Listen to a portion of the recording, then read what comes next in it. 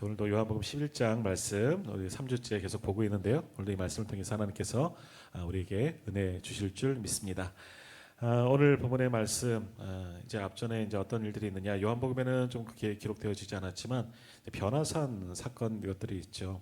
변화산에서 어떤 일들이 있었습니까? 예수님께서 십자가의 고난을 이제 예고하시고 그 위에 이제 산에 올라가시는데 모든 제자들이 함께 간 것이 아니라 베드로와 야고보와 요한을 데리고 높은 산에 이제 올라가셨다. 뭐 어떤 의미로 헐몬산이다. 가장 북쪽에 있는 높은 산이죠. 올라갔다 이야기하는데 그곳에서 예수님이 아주 아름다운 모습으로 원래 그 모습으로 변형된 것을 변모되신 것을 이제 보게 됩니다. 그 산 꼭대기에서 제자들은 예수님과 함께 기도하러 산에 올라갔지만 졸다가 이제 우리 전에 주일날도 말씀 보았지만 자다 깨서 이게 막 함께 참석하지도 못하고 막 그 놀라운 광경만 보고 막 이랬던 적이 있죠. 마치 그것이 천국처럼 보여지는 거죠. 거기 그곳에 누가 있었습니까? 모세와 엘리야와 예수님과 함께 대화하는 내용들, 무슨 내용인지는 모르겠지만 졸다가 깨갖고 그 모습을 보고 깜짝 놀라고 여기가 천국이구나, 야 여기가 하나님의 나라구나, 너무나 아름다운 모습으로 예수님과 그 광채가 나는 것을 보고 제자들이 그렇게 놀라게 됩니다. 그래서 그 모습이 얼마나 황홀했는지 그 중에 베드로가 뭐라고 이야기하죠? 주여 여기가 좋사오니 라고 이야기하죠. 여기가 좋다는 것을 보니까 여기가 천국이네 이런 이야기입니다. 여기가 좋사오니 주께서 원하시면 여기다 초막셋을 짓겠습니다. 하나는 모세를 위해서, 하나는 엘리야를 위해서, 하나는 주님을 위해서 우리가 여기다 초막셋을 짓고 여기서 함께 삽시다 라고 이야기를 했습니다. 그러니까 베드로는 뭐 그 상황이 어떤지 모르겠지만 야 이곳이 천국이구나, 천국이 이와 같구나, 다른 거 다 필요 없다는 거예요. 이 황홀한 곳, 아름다운 곳, 너무나 멋지고 신령한 곳, 이곳에서 머물렀으면 좋겠다는 마음으로 자기도 무슨 말을 하는지 알지 못하였더라 성경은 그렇게 기록하고 있지만 여튼 천국과 같은 곳을 경험하고 주님 여기가 너무너무 좋습니다. 우리 여기서 삽시다. 그냥 초막 짓고 집을 짓고 여기서 모세와 엘리야랑 우리 같이 살아요 라고 그렇게 주님께 말씀을 드렸습니다. 근데 주님은 어떻게 하셨죠? 그 말을 듣고 내려갔죠. 이제 내려가 산 아래로 가서 하시던 사역을 계속 하러 가셨습니다. 그러니까 베드로 같은 경우는요, 그 산에 머물고 싶은 거예요. 그곳이 천국처럼 보여지고 여기는 아무런 괴로움이 없는 거예요. 너무나 황홀하고 좋은 곳이기 때문에 마치 천국과 같은 곳이기에 여기서 영원히 있었으면, 그래서 여기가 좋사오니 초막셋을 짓고 우리 여기 삽시다. 주님께 그렇게 간청했지만 주님은 다시 산 아래로 내려갔더라 성경은 그렇게 말씀하고 있습니다. 산 아래로 내려가면 뭐가 있습니까? 오늘 본문에도 나오지만 괴로움이 있습니다. 힘듦이 있죠. 산 아래는 정말 지독한 삶의 현장에 있는 것이고요. 당시 유대 나라는 어떻습니까? 로마의 압제, 우리 일제시대처럼 로마의 압제가 있고 가난이 있고 굶주림이 있고 병자들이 있고 고통이 있고 또 내려가면 어떻습니까? 다시 사역의 현장으로 돌아가는 겁니다. 우리도 그러잖아요. 휴가 때는 지난 설 명절도 보내셨지만 명절처럼 휴일이 정말 길었을 때 한참 쉬다가 다시 내 일터로 돌아가려고 할 때 참 많이 힘들잖아요. 뭐 그것만 아니어도 월요병이라는 게 그래서 생기잖아요. 쉬다가 요즘에는 이제 주말 많이 쉬니까 또 월요일 날 직장에 가서 일하려고 하니까 막 힘이 드는 거예요. 적응도 잘 안 되고 그런 일들이 생기는 것처럼 제자들도 그런 거예요. 그냥 산 위에 있으면 너무나 좋아요. 거기가 마치 천국처럼 보여지니까. 근데 주님은 그곳에서 영원히 베드로의 말처럼 머물고 싶지 않고, 아니 왜 주님도 왜 머물고 싶지 않겠습니까? 그러나 주님은 다시 산 아래로 내려가셨다. 왜?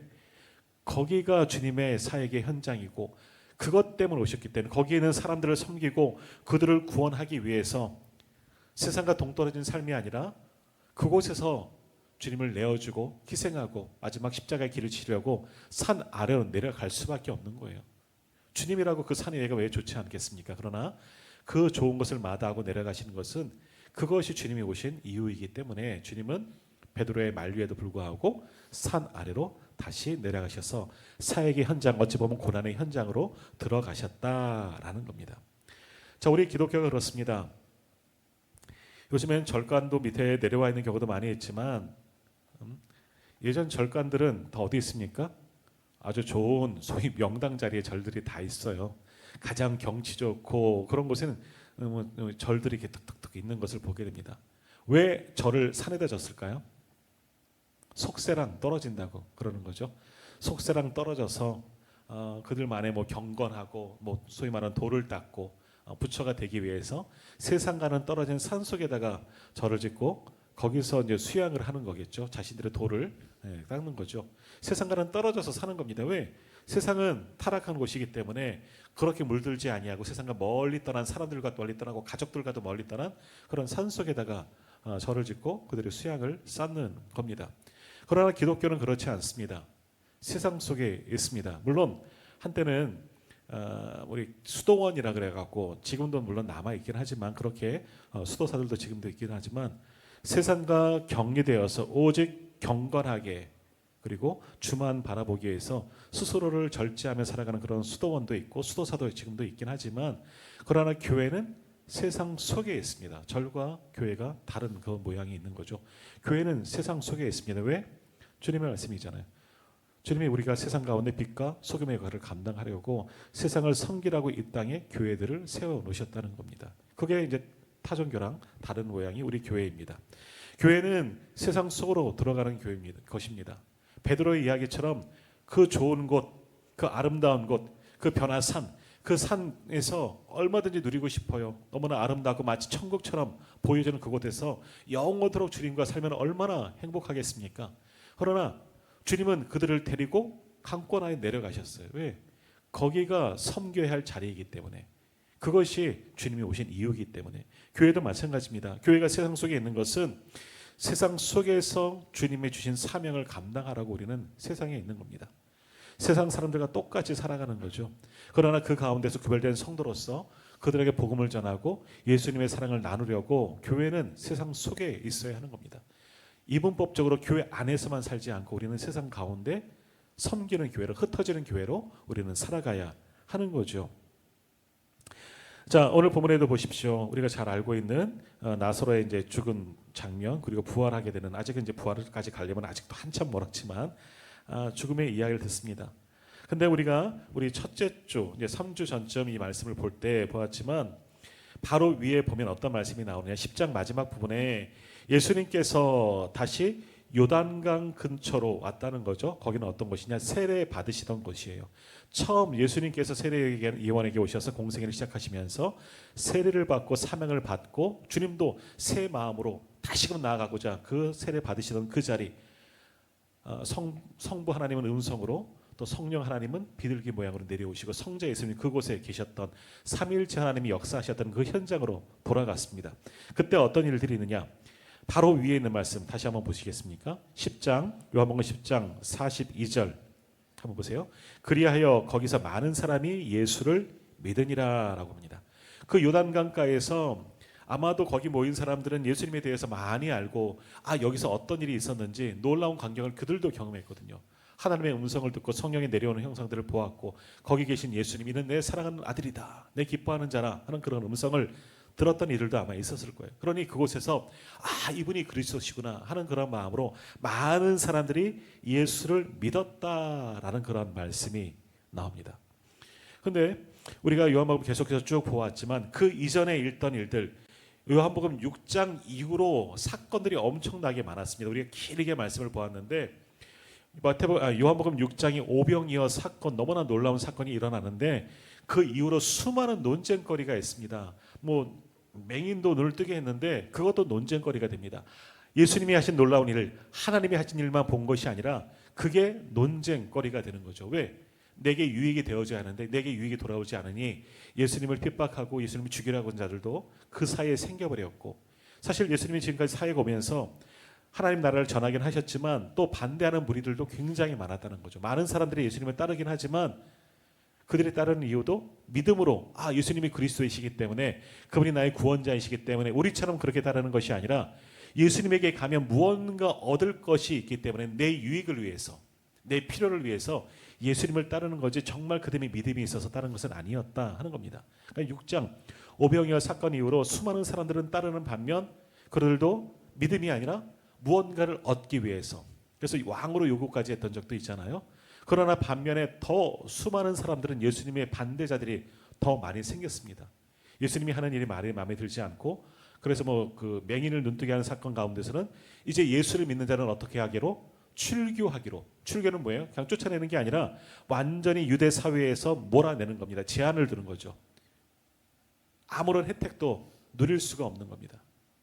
사람 취급 안 하겠다는 거죠. 그런 일들도 있었습니다.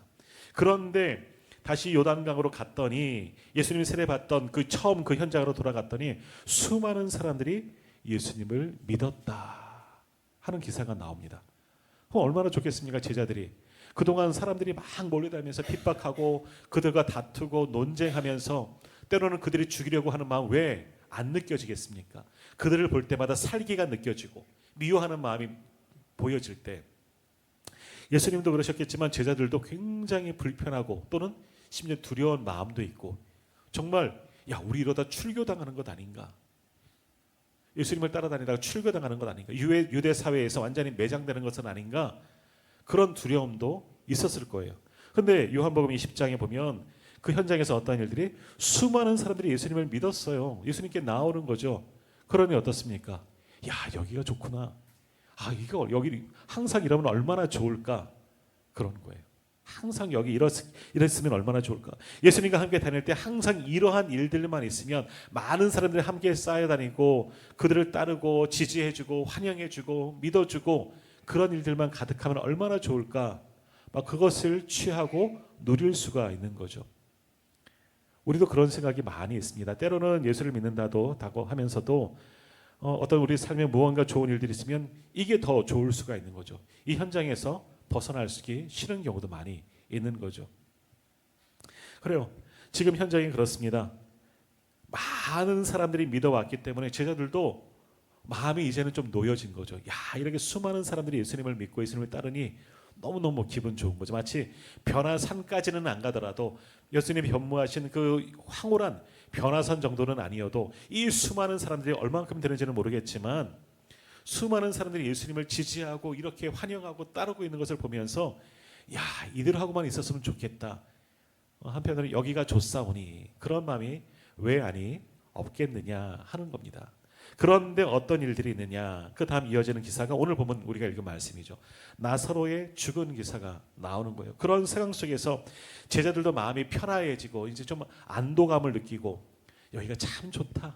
아, 내가 이 맛으로 예수님 따라다닌다. 뭐 이러고 있는데 전갈이 급히 이제 온 겁니다. 어떤 전갈입니까? 유대로 다시 와달라. 나사로의 집에서 나사로가 죽었기 때문에 급히 좀 오시라 하는 그런 전갈을 받습니다. 그래서 우리가 이제 다 이야기를 보았지만, 근데 예수님은 바로 가지 않으시고 이 일은 하나님의 영광을 위한 일이다. 나사로가 죽는 게 영광이 아니라 이 일을 통해서 하나님이 하실 일을 볼 것이다 하는 것 때문에 영광이다라고 말씀하셨고, 우리 지난주 봤던 것처럼 그러나 바로 가지는 않으시고 이틀을 더 머무시면서 왜 이미 나사로가 죽었기 때문에 예수님은 산자를 위해서 오셨기 때문에 그곳에 남아 있는 사람들을 돌보기 위해서 수많은 사람들이 따라다녔잖아요. 그들을 섬기기 위해서 일을 다 마무리하시고 나사로가 이제 죽은 곳으로 장사한 곳으로 이제 돌아가는 거예요. 그러면서 주님이 오늘 말씀에 보면 뭐라고 말씀하시느냐?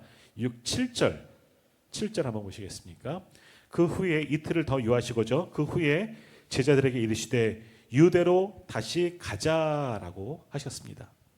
제자들에게 지금 있는 장소는 어떤 곳? 마치 변화선 정도는 안 되어도 사람들이 열렬한 환영과 지지를 받고 정말 하나님 나라의 일을 만끽하고 있는 그곳에서 나사로 집안의 그 나사로가 그 환란을 중병이 들었다는 이야기를 듣고 유대로 가자 하는 그 순간이 온 거죠. 제자들은 가기 싫었을 거예요. 여기가 좋잖아요, 주님. 이 사람들하고만 있으면 너무 좋잖아요.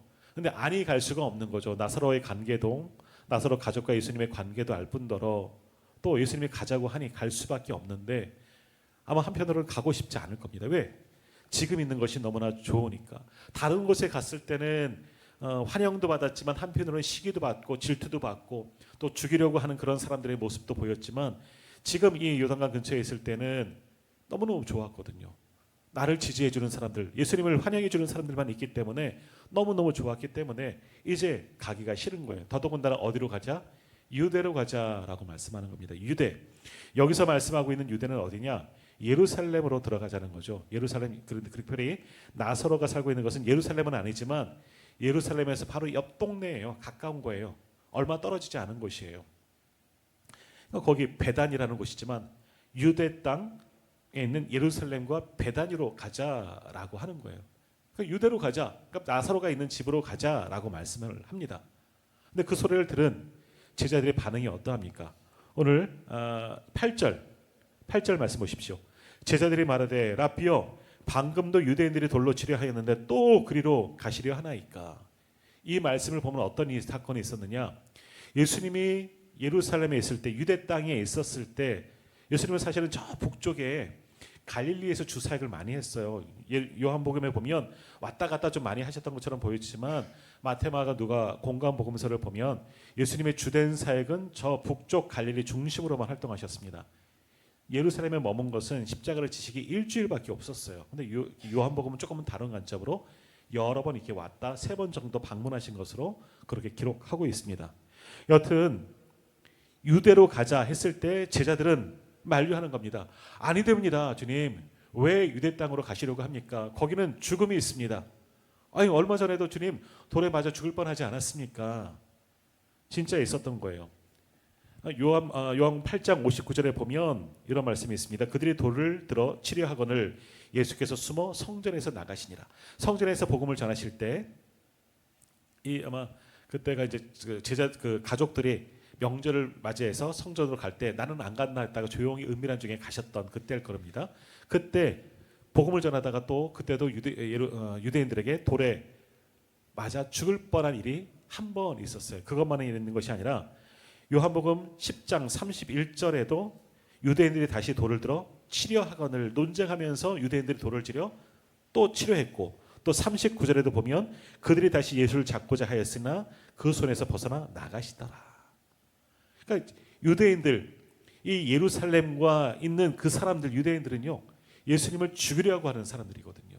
돌로 쳐 죽이려고. 나중에 빌라도 법정에서 예수를 못 박아라, 그들 그때만이 아니라 이미 상당수는 예수님을 돌로 치려고 이미 시도를 했던 자들이 있었다는 거예요.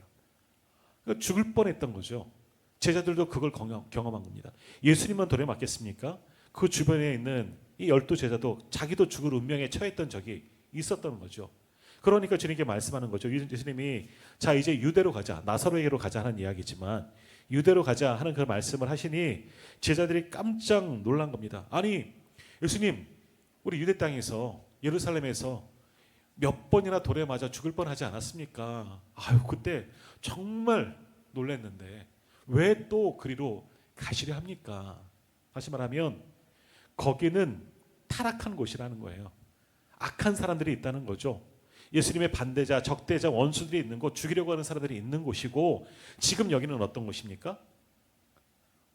요한복음 10장 42절의 말씀처럼 수많은 사람들이 예수님을 지지하고 환영하고 따르는, 믿는 곳이에요. 이곳이 좋지 왜 그리로 가시려 합니까? 왜 또 들어가시려고 합니까? 또라는 말씀을 보니까 또 가면 또 돌맞습니다. 죽을 수도 있습니다. 이번에는요 예수님 죽을 수도 있어요 라고 이야기를 하고 있는 겁니다. 그럼에도 불구하고 예수님은 이제 가시는 거죠. 유대 땅 나사로의 집으로. 왜? 나사로에게 대한 하나님의 영광이, 하나님의 일이 있기 때문에 그곳에 이제 가시려고 갑니다. 예수님이 가신 이유는 뭡니까? 단지 그것이 예루살렘 성전이 있는 곳, 거룩한 곳이기 때문에 아니라, 아니에요. 예루살렘, 지금 여기서 지금 예루살렘은요 어찌 보면 타락한 곳이에요. 성전이 있는 것뿐이지 성전도 정말 하나님이 임재하신 곳일까라는 그런 생각을 해보게 됩니다. 예수님이 나중에 성전 정화도 시키셨잖아요. 장사치도를 내쫓고 여기는 만민이 기도하는 집이라 말씀하셨던 것을 이미 타락해 버리는 곳이에요. 그리고 그곳에는 예수님의 적대자들이 가득한 곳이 지금 예수님이 가시려고 하는 유대 지역이거든요. 예루살렘, 또 베단 인근에 있는 베다니도 마찬가지고, 물론 그곳에는 정말 아직은 뭐 제자들은 모르겠지만 죽어가는 나사로가 있기 때문에 예수님은 그를 만나러, 그를 통해서 하나님이 하신 일들을 보여주기 위해서, 하시기 위해서 그곳으로 가시려고 하지만 제자들은 가기가 싫은 거예요. 가기가 싫은 거예요. 왜? 거기 가면 위험하니까. 거기 가면 죽을 수도 있기 때문에. 거기는 여기 같지 않거든요. 거기는 환영하지 않는 곳입니다. 싫어합니다. 그런 곳에 예수님이 또 가시려고 하니까 제자들은 가고 싶지 않은 겁니다. 물론 나사로의 관계를 알기 때문에 뭐 자기들이 만류한다고 안 가실 예수님도 아니겠지만 그래도 한번 건의는 해볼 수가 있는 거죠. 주님, 거기 가면 위험합니다. 죽을 수가 있는 겁니다. 그냥 여기서 있으면 안 되겠습니까? 이 사람들만 잘 가르치시고 이 사람들만 잘 제자를 만들면 안 되겠습니까? 굳이 왜 그 고난의 길을 가시려고 합니까?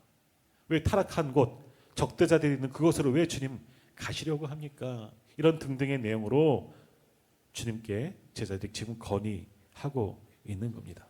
그럼에도 불구하고 주님은 바로 그곳으로 들어가셨다라는 겁니다. 왜? 그들도 구원하려고 주님이 오셨기 때문이죠. 주님은 믿는 자들만 구원하시려고 이 땅에 오셨는가? 아니죠. 모든 인류를 구원하기 위해서 이 땅에 오셨습니다. 그 중에는 예수님을 잘 믿는 사람도 있겠지만 그러나 지금도 마찬가지예요. 믿지 않는 이들을 위해서 주님은 이 땅에 오셨다는 거예요. 모든 인류를. 그것이 주님의 사명이고 그것이 하나님의 구원의 계획이라는 겁니다. 마찬가지예요. 오늘 우리도 마찬가지죠. 우리가 원래부터 예수를 믿었습니까? 아니에요. 우리는 죄인 되었던 사람들이죠. 뭐 모태신앙, 저도 모태신앙이긴 하지만 내 스스로 내 의지로 믿은 것도 아니고 성령이 하나님의 강권적인 역사심으로 우리를 믿게 하시고 구원하여 주는 것이지 우리도 이미 이제는 예수님과 원수되었던 자들이었다는 거예요. 그러나 그런 우리를 위해서 주님이 이미 2000년 전에 죽으셨고 그 주님의 죽으심으로 말미암아 오늘 우리가 구원을 받았다 하는 겁니다. 주님이 바로 그것을 이야기하는 거예요. 유대 땅은 사실 마음에 들지 않은 거죠. 가면 위험하고 어려움도 있고 타락한 사람들, 죄 많은 사람들이 있지만 그러나 주님은 그것을 외면하지 아니하고 또 그 죽음의 현장으로 타락한 곳으로 또다시 들어가십니다. 그것이 주님의 사역이기 때문이다라는 겁니다. 오늘 이 땅의 교회들을 저 깊은 산속이 아니라 세상에 남겨두신 이유도 이와 마찬가지입니다. 우리 성도들을 세상에 남겨주신 이유, 이 땅의 교회들을, 성도들의 모임이 교회이긴 하지만 교회들을 이 땅 세상 가운데 사람들 속에 두신 이유는 바로 그거죠. 지금도 죽어가고 있는 어찌 보면 하나님의 적대자들 아니겠습니까? 믿지 않는 자들은 다 원수들이죠. 그들을 구원하기 위해서, 그들을 사랑하시기 때문에 먼저 믿은 우리들을 그리고 이 땅의 모든 교회들을 세상 가운데 남겨두셨다 하는 겁니다. 그런데 우리 교회들은 간혹 그런 마음들이 있습니다. 우리는 완전히 세상을 이분법적으로 생각하기 때문에 교회 밖 세상을 향하여서 죄인들이라고 생각합니다. 구원이 없다고 생각합니다. 믿은 우리만 이 아름다운 곳에서 영원히 우리만 믿고 우리만 구원받으려고 하는 것이 오늘 우리들의 모습이라는 거죠.